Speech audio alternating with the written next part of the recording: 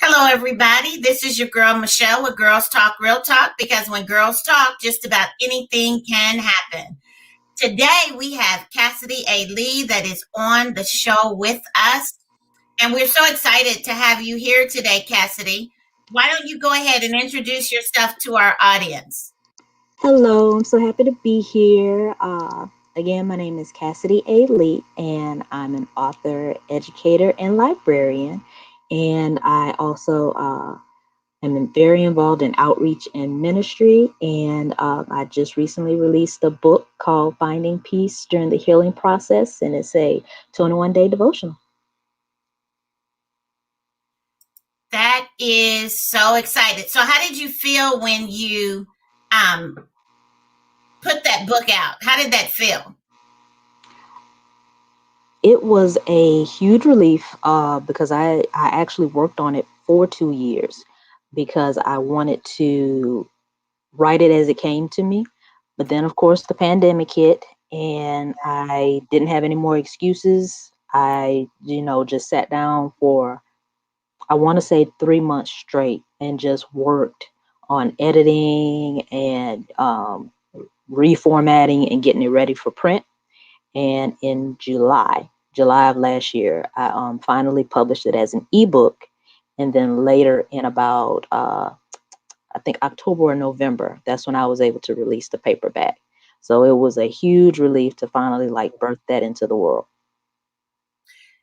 So why don't you tell us a little bit about the book? I know that you say that it's an inspirational book, but tell us a little bit more about it. Well, just a little background on it. I actually started out writing a blog in 2009, right after I lost my dad. And today actually is the anniversary of his passing. And so it holds a lot of significance for me. So I'm very blessed to be able to talk about the inspiration for the book. And so when I started the blog, it was a way to process through my grief and also encourage others and, just help them in their healing as well. And just over the years, I would, keep up with it to the best of my ability because I started teaching. And then I came back to it in 2016. We had a huge flood in my hometown. I'm from Louisiana, and I lost everything in the flood. We had like 5 feet of water in our house, and so it basically sent me right back to my writing as a way to again heal and then encourage others while they were going through their own grief. And as I was writing the blog, I realized that the entries um, they started to basically take a life of their own. And I was able to start putting them together into a devotional. And once I realized that I basically had a theme for it, I ran with it. And I just, like I said, I took about 2 years to finally finish it off. But I'm very thankful that I had the opportunity to be able to do it the way that I did. And also that I was able to turn that grief into um, like the process of going through it into healing for myself and also to help others. I understand that totally. I lost my dad in 1990, and it took me a Mm, while to really get over losing him. mm-hmm, And then I recently lost my big brother, and mm, so you find ways to deal with your grief and to mourn in a healthy manner, because there's mm-hmm. so many unhealthy ways in which to do it that kind of sets us up for failure. Exactly. So, um, in how you've been able to do the blog, because I'm also a blogger. So, when you were doing your blog, how were people receiving the information that you were putting out there? It was giving them a different perspective of, and that's why it's in the title, the healing process. Mhm. And I'm a huge proponent of understanding that the process takes time and you must be gentle with yourself during it, and that it looks different for everyone. And so a lot of the feedback I got over the years was um, mostly around changing their perspective of what that process should look like, what it should look like for them, and that it's it's an acceptance. It's okay if you are still dealing with a certain hurt or grief when others may have moved past that, you know. Um, and I was using myself as an example in another interview where I told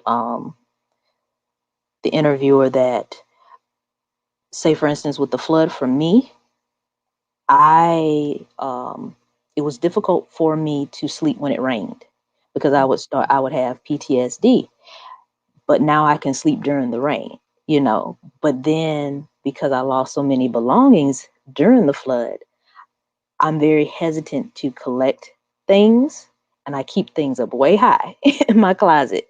And so, but for me, being able to sleep when it rains and drive when it rains, that's progress. But in that other area, I'm still working on that. And so, just helping people understand that it's okay if there's still things that you're processing through. That's the point of it. It's a process and there are steps, and you have to be, gentle with yourself. I think sometimes you have anxiety and feel pressured to just be completely okay with something, and that's not realistic, you know? So that's how I feel about it, at least. And it's not, we all grieve differently. Mm-hmm. I was talking to a friend earlier today, and one of the things that I remember saying to her was I was having a conversation with my brother's oldest son, and we were talking about how his dad, that God chose now to take him. Um, Mm-hmm. and he did it at a time when we were both very busy. We have a lot of things that are taking up our times, and I think it was done by design, because we process grief differently. Mm-hmm. And some people will stop living, stop doing everything, and grieve and go through their mourning, where others of us, we've got to fill that time with something. Mm-hmm. You have to have something else that you are doing to help in that process and to make sure that um, we are all getting exactly what it is that we need from the experience. And so I commend you on that. That was, you said it took you 2 years to complete the book. Mm-hmm. 2 years. And so, in that 2 years, what did you learn about yourself? I would have to say that I learned that I am very I'm very focused. So that was the positive. I just wouldn't quit until it was actually published. But the other thing that I noticed is that I was very um, hesitant to completely open up. Um, and I've never really had difficulties sharing my testimony, especially with ministry. I don't have a problem sharing my testimony, but it's a little different when it's an area that, like I said, you're still processing through.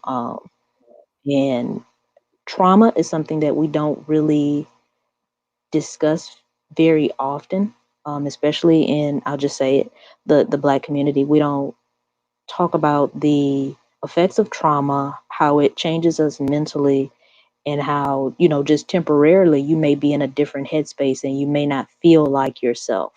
And I would say that I didn't feel like myself. And it took a while to get back to, okay, I feel like I'll just say Cassidy. the Black community, we don't talk about the um, I was glad for that opportunity to just kind of put myself under a bit of a microscope and see those like little gray areas that I needed to tighten up a bit. But also it pushed me out there and it made me really deal with the trauma, and it changed my perspective of it too, while, probably helping other people think about, that was a traumatic experience and I'm probably still processing through grief. So I hope that helps people to, feel validated in their feelings. I think it will. A lot of times we don't realize it. Now, understanding the economic and social as well as political climate in which we live, Mm, um, a lot of what we deal with in today's society, we see because of the pandemic, we see a lot of death. We see a mhm, lot of individuals dealing with the loss of loved ones. And then we can't necessarily be there for them as we are accustomed to doing. mhm. So, how can your book um, help them in that regard? The thing about my book, and I was intentional with this for sure, because I've read a lot of devotionals, and one thing that is sometimes missing is how to apply. And so, especially with when you're dealing with anything that may step into self help or mental health, it's always important that after you give your insight or your observation, make sure you follow it with steps the person can take to either improve in that particular area or make it, just a change in that area. And so one thing I did was I made sure that I put like an application section. And so I think through reading the application, it can take you from not really knowing where to start or how to implement a certain habit, but okay, now I have a plan in place, because at the beginning of the book it tells you how you should use it, and it's 21 days, because normally that's the amount of time it takes to establish a pattern. And so you're going through each day and it's showing you how you can make, even for some people maybe subtle changes, but changes nonetheless in particular areas. And now by the end of the book, you're, walking from a different perspective. And so I think it will definitely help in that respect.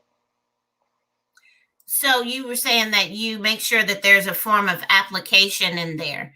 Mhm. When you say applications, is it kind of like a call to action type deal, or is it just one way that the information that they have read and that they are learning can be used in their own lives? You know what? The call to action is a good way to put it, because some are stronger than others.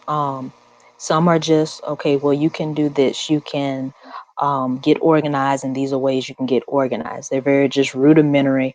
And then there are others that are like really, like you just said, calls to action, where it's saying it talks about relationships and one.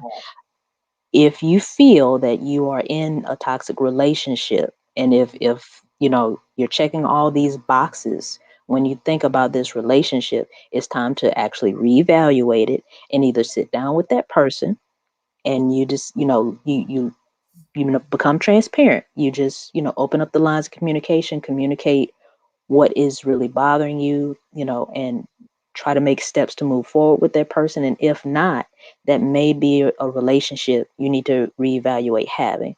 So I do think some are a bit stronger than others and would be calls to action versus just simply steps you can take to remedy a certain issue that you may be having.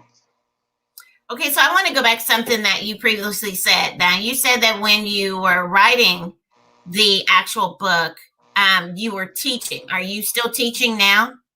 Not at the moment. And that was one of the things that I would have to say is also something that I had to process through over the summer, because educators everywhere, we were just eaten up with anxiety and stress because we were waiting for our school boards to tell us how they were going to handle things. And it was just a bit much for me. And I made the decision not to return to the classroom. And I will say that it was mainly because the majority of the family members that are closest to me, they're in the vulnerable population. And I did not want to put them at risk. Even if I thought to myself, I want to do what I can to help the children, I would not want to put my family at risk, especially when um, I'm a veteran teacher. I know how teachers are treated in school systems, and I know how they sometimes address things of this nature. And I just knew it would be a raw deal, so to speak. So I decided to bow out gracefully. Okay, I understand that. My daughter was telling me she has a new appreciation for teachers now that her kids are having to do remote learning. Um, Hmm. and she doesn't get to send them out of the house for somebody else to deal with them 8 to 9 hours a day. Now she's got to try to work and make sure that their lessons get done, Hmm. and still maintain her sanity in some parts of that. Because I have sat with my grandson to help him navigate through this whole new experience and to get his lessons done. And sometimes our kids are not the easiest little people to deal with. So I take my hats off to any educator, Hmm. because I used to be in the classroom, so I know what it looks like, but I've not experienced the classroom, because a lot of teachers, not only do they have e-learning students, at the same time, they have in-classroom students. Right. And so they're trying to maintain both a classroom setting, which is difficult in and of itself, depending on the personality of the kids. Hmm. And you're dealing with those that are on the Zoom, and you've got to keep up with them and make sure that the Zoom didn't fall out, and that you didn't lose your connection, and that Sally has her camera on. And look, I have heard it all just in that one setting, and I'm here to tell you that that is a whole lot to deal with. Hmm. A totally different monster. And I don't think a lot of people really thought about the importance of what it is that our teachers do until now, Hmm. because it wasn't something they were trained to do. They pretty much got thrown into this because of the They pandemic. did. Yeah. And it was a whole new way of doing things that they didn't have that downtime. It was like, okay, you're going to have to ride this bike until the wheels fall off, because everybody's learning on the job. It's like nobody has. Now, I'm sure there's all kinds of ebooks and books and manuals and workbooks and everything else that's going to be coming out, Hmm. to help teachers navigate what it looks like going forward. But actually being on the ground, the first responder, so to speak, to this was something that none of us, I think, really paid attention to or even thought was going to be a reality. Not at all. So I take my hats off to every teacher. I have a couple of friends of mine that are actually in the classroom teaching, and Just dealing with my grandson, trust me. I don't wish that on nobody. And I love that little guy. But uh-uh. There are certain things that we're made for, and then there's certain things that we're not. Mm-hmm. And I wasn't designed for that one. I understand. I was not. And so I want to get into, you also mentioned that you were a librarian. Mm-hmm. What did that look like in your life? I am a true book lover. I love to be surrounded by books. And it was bliss for me. I started out as a school librarian, an elementary school librarian. And of course, at that level, you have to teach your ancillary classes. So half of your job is you're teaching the students, and then the other half is maintaining the library and helping with a certain level of school leadership and instruction. And so it was the only setback for me was that it took place during the flood. So, but again, it was still a blessing because on one side, I couldn't get into it the way I wanted because the flood took place the same year.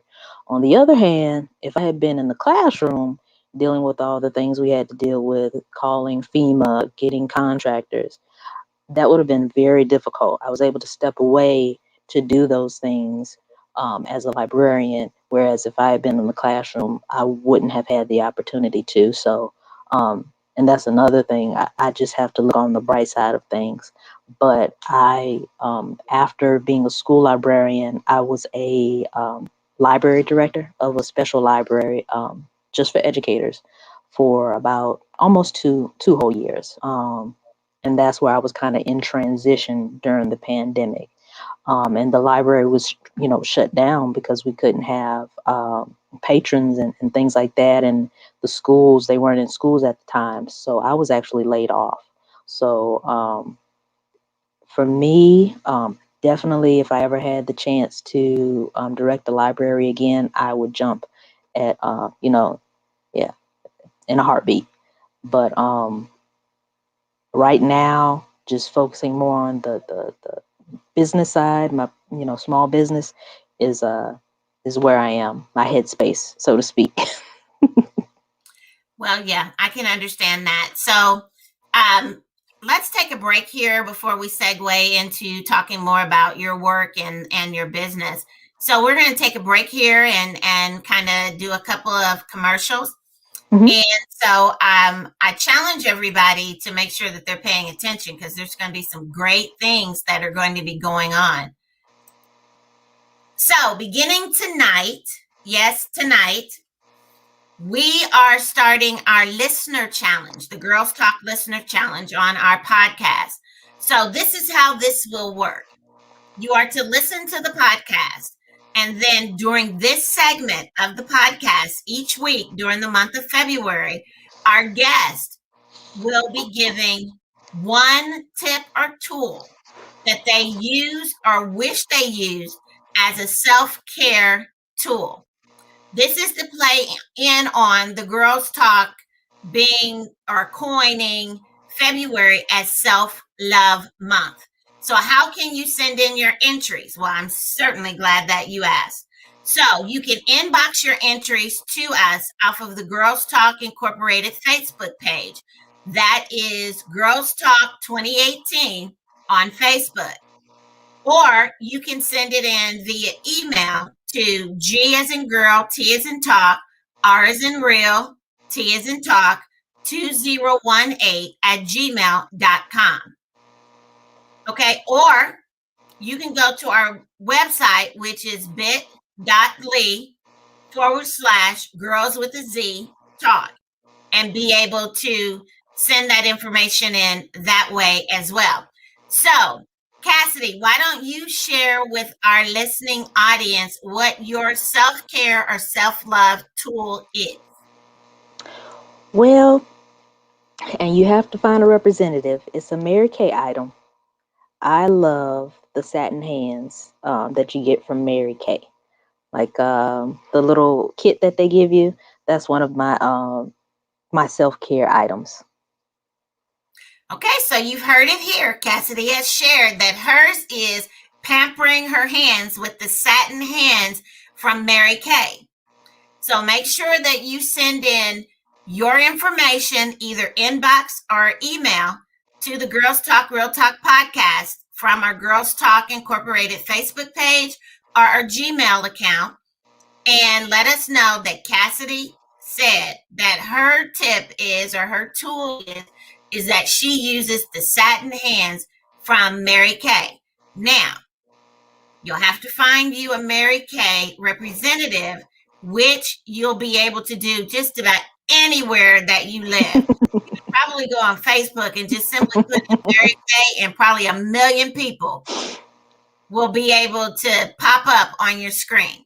Mm-hmm. So we want to make sure that you do that and that you share that information. Now, look, you see this basket here that's on the screen? This is nothing compared to the basket that we're actually going to be giving away. So starting next week, we're actually going to be talking about some of the items that is going to be in that basket. And so tonight, one of the items that will be in the basket is a hoodie, a Girlz Talk Real Talk podcast hoodie. It's black with a silver zipper that goes up the front. Of course, it has pockets and a hood. And then on the back is the Girlz Talk Real Talk podcast logo. So you want to make sure that you get in, because those actually sell for $65. So if that should be a clue in to how much has gone into this basket. So make sure you send in your entries. Also, coming soon to Audible in March of 2021 is Walking on Water in My Stilettos audiobook. And so we're really excited about this. Of course, your girl Michelle is the author, and MS Vigilance is the narrator. And so before we actually kick off the launch for the audiobook, I am going to play a brief snippet of what Miss Vigilance has given and has read for the book, because I'm here to tell you she's awesome. Just as a little sneak peek, she's also the same person who narrated Michelle Obama's book. But you didn't hear that from me. I didn't say that. But make sure that you stay tuned and pay attention to the different things that are going on. You have the listening challenge, and we also have the audiobook that is coming out. So this is your girl Michelle, back to our show. So I'm excited. I'm excited about hearing some of what it is, Cassidy, that you've been doing in business. So why don't you share that with our audience? Yes. So since I decided not to return to the classroom, of course I wrote the book, but then I'll just be transparent. I see a lot of things going on in self-publishing and how they are being marketed, and I did not think they were fair. Some people have hybrid presses, publishing companies, and they offer certain services, but what the person is paying for, what their clients are paying for, it's an arm and a leg. Literally, it's thousands of dollars. And so it was kind of like my call to action. I wanted to be able to educate people and walk them through how they can do a lot of things on their own. You really don't need someone to, give your, hard-earned money to like walk things to, say, for instance, file your copyright, get your ISBN, so that sort of thing. And I also wanted to walk people through the process of writing their book. So I kind of I offer things in, I call it buckets. So I work as a book coach. I work separately as an editor, and then I work separately as a publisher. So under the umbrella of my independent publishing company, I offer all those, different services. So as a publisher, though, I request that people submit their manuscripts, and then I make the decision whether or not to take on their project and publish, have them published through my independent publishing company. But through the book coding and editing, the person has full rights to all of their work.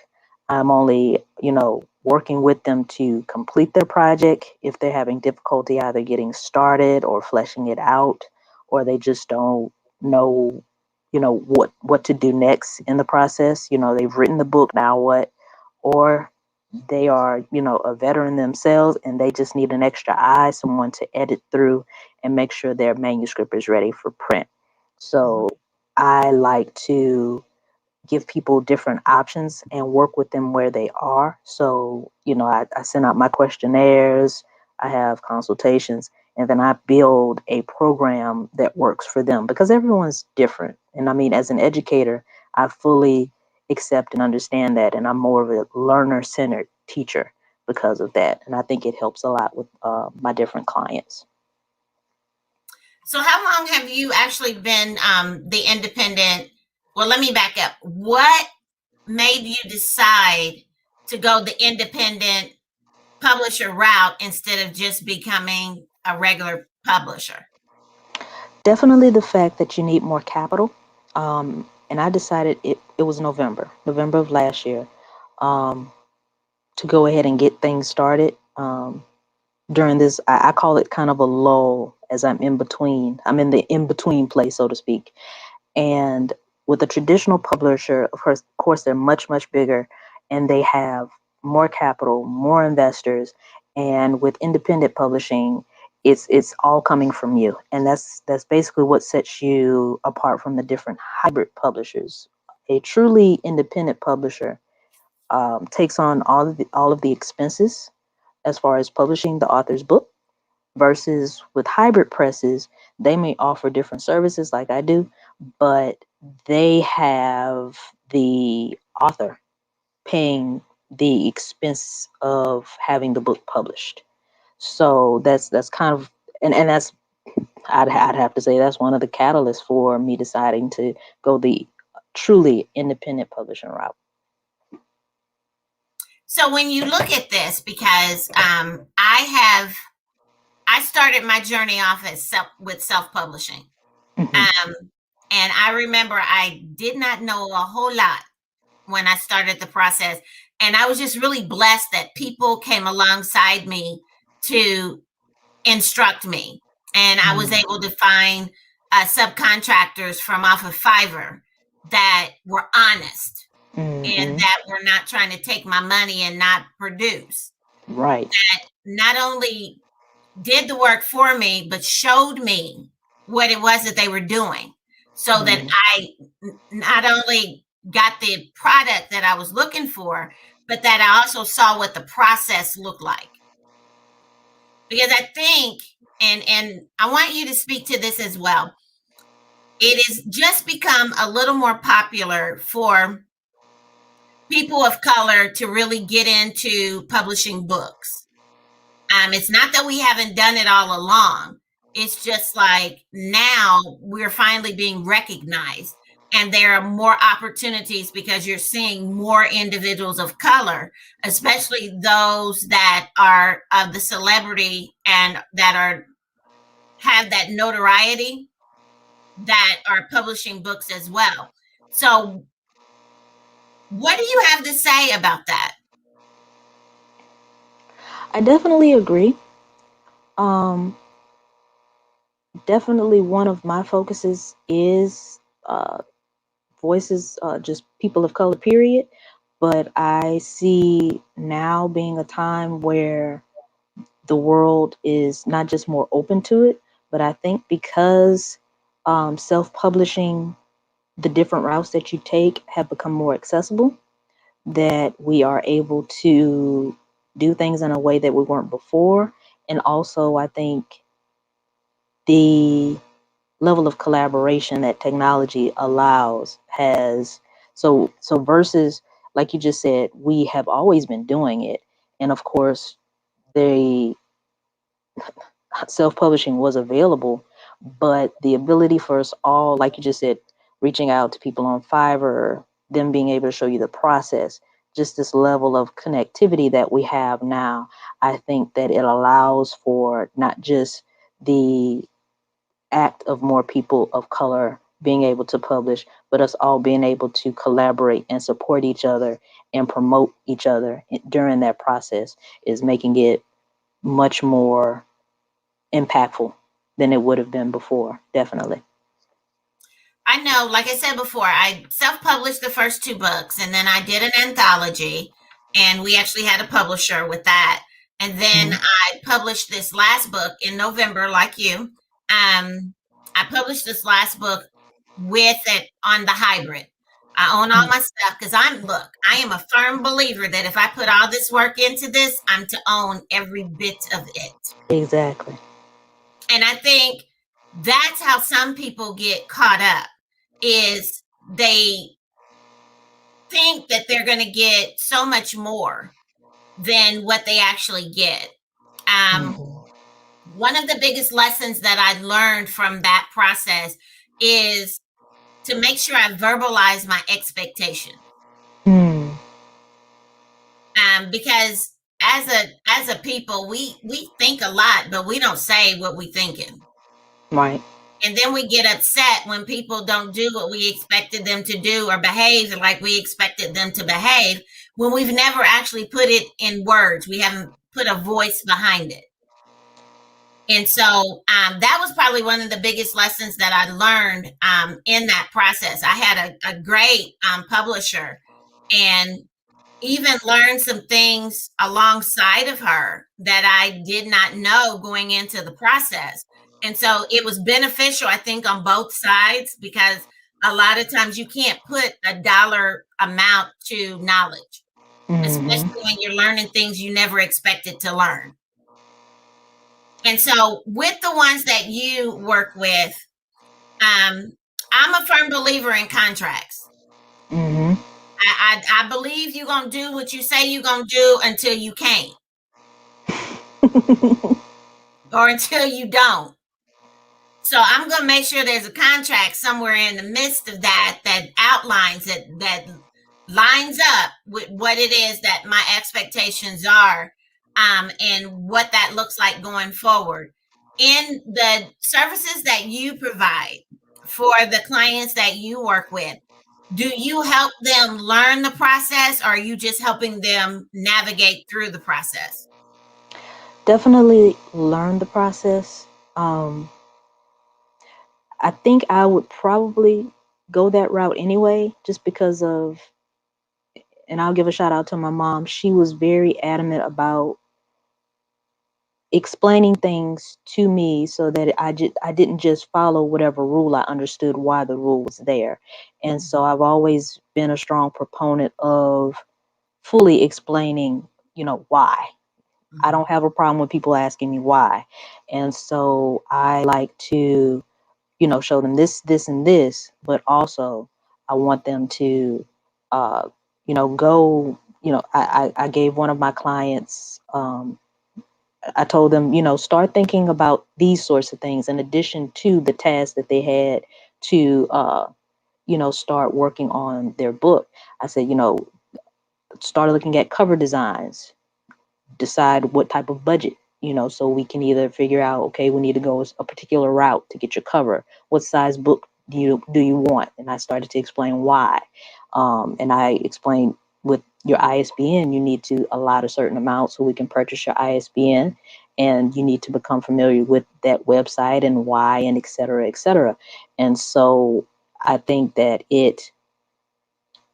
I think not only from the perspective of this person will go on and be better prepared the next time they produce a book, is also a level of transparency that, like you just said, without them having to even voice their expectations, I am letting them know that I am truly trying to work from a position of integrity with them and with their project.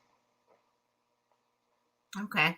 So I know just from, what I've dealt with, um, but I want you to kind of speak to the importance of copywriting, not only your title, but your literary project. Hmm. Um, when you say copywriting the title, Hmm. do you mean like they separately copyright the title? Is that what you're referring to? No, like when I copyrighted my book, Mhm. of course I had to put the title up first while I Mhm. was going through the manuscript writing process. And then once I got done, then I uploaded the manuscript Mhm. as well. And then they closed out the application to show that that body of work and that name had been copyrighted. Mhm. Um, well, I think it's definitely important for people who are trying to, I mean, not just because intellectual property wise, you want to make sure all your bases are covered for when you finally release the book, you're marketing the book, but also I think it's important for people who are branding to be very aware of things like copyright and trademarking things, because if you're going to be using something over and over, you want to make sure that you know you have that on lock and that you're the person who's reproducing it. Right. That's very important. So let's say that I am a person.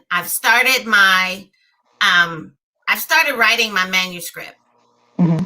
and I've hit that dreaded writer's block. And I know I'm about maybe 65, 70% done with the book. What are some things that you suggest that authors or writers do to try to get past that writer's block and get back to the business of writing their book? Two things I usually suggest are having, well, three actually, having a writing schedule. Um, basically because if you're okay, if you're exercising, if you're preparing for a marathon, you put yourself on a schedule and you build up your muscles, you build up your endurance. The same thing with writing. A, a good deal of writers, we write when we're inspired to do it, and while that is some of the best writing, it also means that, as you just brought up, writer's block. But if you're writing on a schedule and you're training yourself to produce within certain periods of time, um, for a certain to produce a certain length of work, and you have a actual destination, just that level of organization, you can beat things like writer's block so that it doesn't become something that just plagues all of your projects. The other is building in breaks, even if you're just working, period, especially from home. Build in a break. Take work for 50 minutes, take a 10-minute break, and just repeat that process, because I think our mindsets, um, we have really good work ethics, but we just don't know how to just rest our minds, and that you just don't know how rejuvenated you will be if you just take a break and don't let yourself become anxious or stressed. And then the third, for me personally, I do have several projects, and some people let all those projects just sit, but I do actually go back to my projects.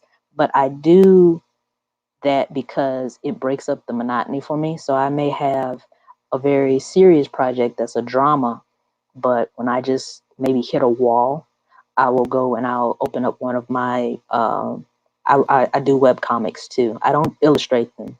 Disclaimer: I cannot draw to that extent, but I will work on my web comic, and so just that, joy of being able to produce that and collaborate with someone, that energy, that synergy.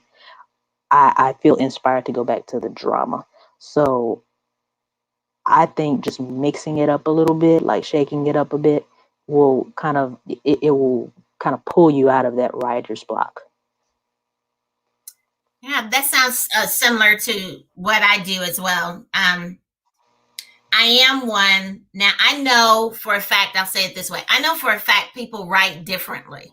Um, I write in the morning. That's Mm. when it's like my connection and my downloads. I'm on it. I'm in there. I can get it done and be done with it before the distractions start hitting. Mm-hmm. And so, and then there are times like right before I go to bed, I'll get inspired and I'll write for a little bit until my eyeballs is kind of like I'm having a hard time staying open. and then I'll just go on to sleep.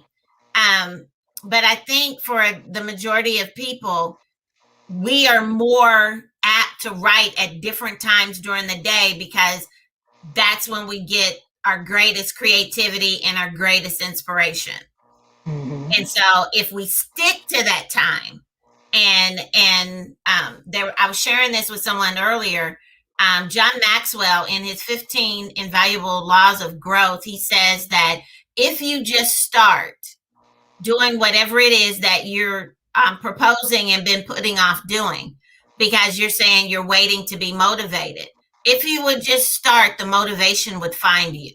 Mm, And I think a lot of people fail to understand that if you just start, then whatever is looking for you is going to find you. right. Totally agree. And we don't have to work that hard. I mean, sometimes it's like birthing a child. It's hard. But Mm, there are other times when it doesn't need to be hard because we're making it hard. And it mm-hmm. wasn't meant to be a hard process at all. So, I read a quote a while ago that just came to mind when you were talking, by Maya Angelou. And I've got actually two of them. The first one is, she says that when you know better, do better. What does that mean to you? I think it's a callback to what we were discussing earlier about educating. Um, Things stick not just when you know cerebrally, but when you take it on internally in your spirit, and your reaction to things change. Um,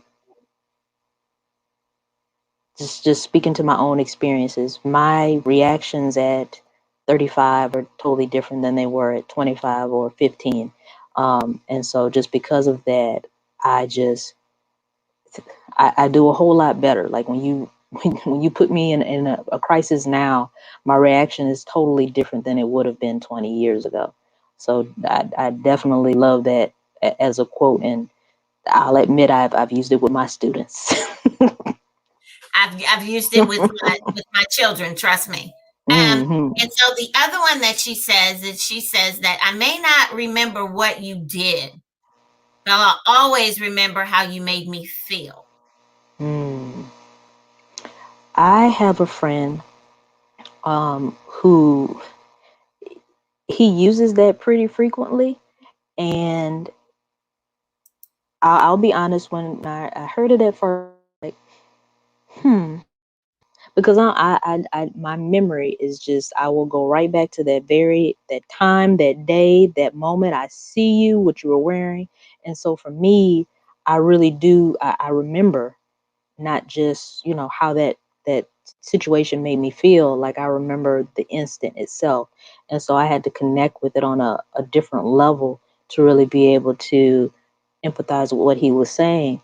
And it's true, definitely, as you get older, you feel things more than you remember. And just being honest, I do not remember things from 2 weeks ago, but um now I definitely believe that if people really understood that, just how our emotions and our subconscious works, it is so interesting. You may look at that person and not even think back to that particular time, but that feeling is still there. And you may not even realize what that feeling is, but it's still in there. You may not have even processed through it properly, but it's still there. And you may not even put your finger on exactly why it bothers you.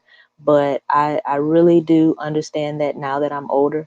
And I try to be more cognizant when I interact with people, because they're going to take that away, and they may not remember the day or the time that it happened, but they're going to remember how they felt, whether it was negative or positive. That's so true. That's so true. Well, we're coming up to about the end of the show, so I'm going to give you an opportunity, Cassidy, to share whatever you want to share with our audience before we close down the conversation. Yes, ma'am. So I'm in the midst of working on my second book. It is a collection of creative works. So I took the past 20 years or so of my writings and things, whether they were short stories, poems, and I started compiling them, and I plan to release them in the summer, hopefully on my birthday, June 11th. And in addition to that, I am putting together a virtual writing conference, and I am extremely excited about it. And I know there's a lot that's going into it. So I will be releasing information for it through my social media. And as soon as the registration portal is ready, I'm going to post that so people can sign up for it. It's just going to be $5, and it will last 2 days. It's going to be on Friday, April 16th from 6 to 8. And then the next day, Saturday, April 17th from 12 to 7 p.m. I did already post the sessions, so we'll talk about things like the different types of publishing, working with bookstores and working with libraries, things like promoting and graphic design and editorial tips that you'll need, and a call back to what you mentioned earlier, copywriting and intellectual property. And so I will have different presenters, and I'm going to post, their bios and things on my social media so people can, follow them and get familiar with them as well. But I think a lot of our areas of expertise and things that we have done through the years are going to help a lot of people that are just starting out, like we were just saying, understanding how publishing works and getting educated. Once you've got that, you can run with it. And I'm very passionate about educating people so that they understand what it is people are throwing at them. They may just want to just write a book, and now you have these different type of publishing companies, and I have to understand intellectual property. So that's my goal with the writing conference. I said all that to say my goal is to make sure that people to make it less of this scary thing, and something that they feel excited about doing. That is great. I mean, I'm excited just hearing you talk about it. Something that is definitely very needed within our community to make sure that people are well read in the areas in which they are venturing into. More people, more than ever, are writing books, and they're having sometimes the worst experiences of their lives because they don't know what they don't know. Right. And they can't ask a question when they don't know what it looks like or anything else. And so definitely, well, this was another great conversation that we've had today with Cassidy Lee.